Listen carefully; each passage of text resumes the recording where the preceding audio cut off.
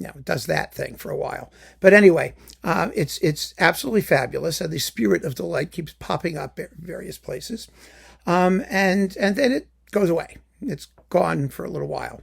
The next wonderful transformation of the spirit of delight, it pops up in all the movements, but I'm skipping the second movement because it's a big, huge, long sucker, and life is too short. We're going to move straight to the scherzo, which is based entirely on the spirit of delight. Da-da-dum, right? Da-da, yeah, da-da-da. So it's speeded up a lot, but you catch it because that wonderful identifying thingy is always present. So it's da-da-dum, ba-ba, da-da-dum, ba-ba, da-da-da-da-da-dum, ba-da-da-da-da-dum, ba-da-dum, so all you have to keep in mind is like that. And you're in business. You've got the spirit of delight.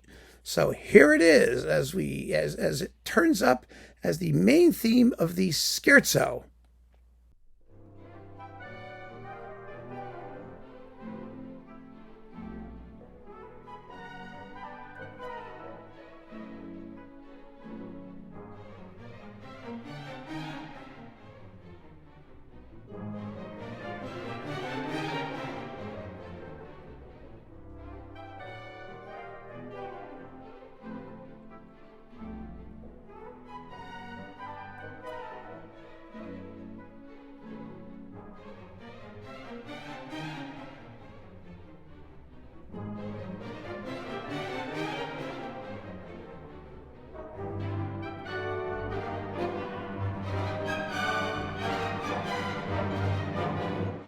Isn't that cool?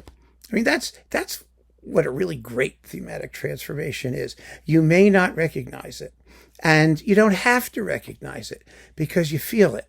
You hear it. One of the things about music that's so wonderful is that it's sound. Isn't that a novel concept? No, what I mean is, whether you recognize things or don't recognize things, you hear them and you take them in and subconsciously process them. So although you may not say, oh my goodness, that is the spirit of delight motto from the second bar of the first movement, you don't need to do that because you feel the relatedness. And that's the thrill of it, frankly. And composers who are really good at what they're doing, and Elgar was certainly one of those, they understand that.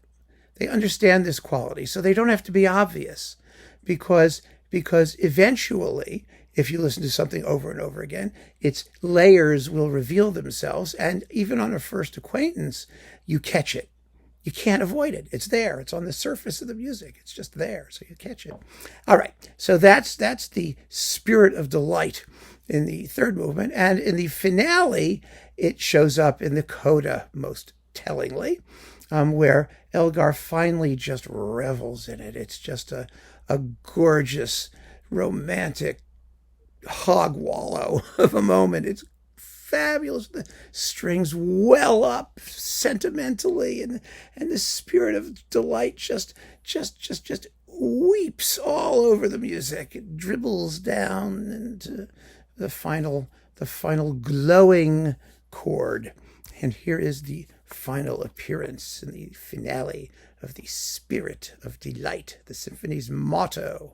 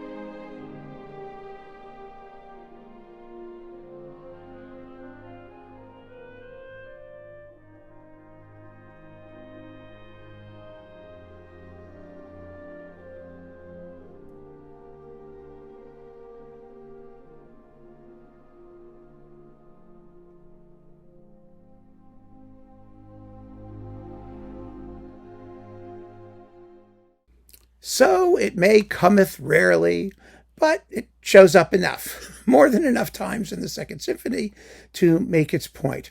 And it is a beautiful, it's a healing balm when it finally occurs. We finish with, after a very stressful symphony that goes through a lot of stuff, some fabulously delightful music.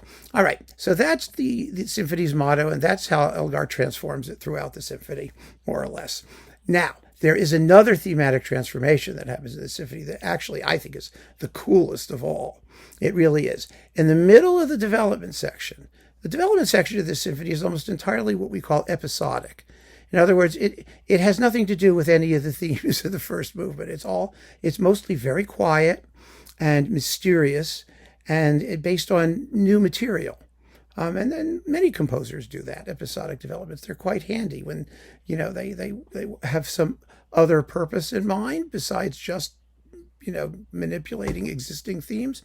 And Elgar has another purpose in mind because he created a theme that he described as a malign influence, evil wandering through the garden. Represents evil. It happens to be the sexiest and most voluptuous music in the entire symphony. Of course, naturally, in British music, sex is evil, always. And so, what do we expect? It's this lovely, sensual, wonderful thing. And it appears twice in the middle of the development, a big, long, yummy tune. First, in its most seductive guise with harps and swishy violins and things. And then it returns, and some of its beauty, some of the timbral beauty, the surface beauty is stripped out of it. And you'll hear a soft tapping, tap, tap, tap, tap, tap, tap, tap, tap, tap, tap, behind it. Very ominous. It really is, but then it goes away. So I want to play you those initial appearances. Again, they occur at intervals, separated by a minute or two. But I've put them together with a little pause between them. So you hear its initial appearance, and then it's, with the cosmetics, the makeup taken off, and its suggestion of more sinister intent. Same tune, 2 times. You ready? Here it goes.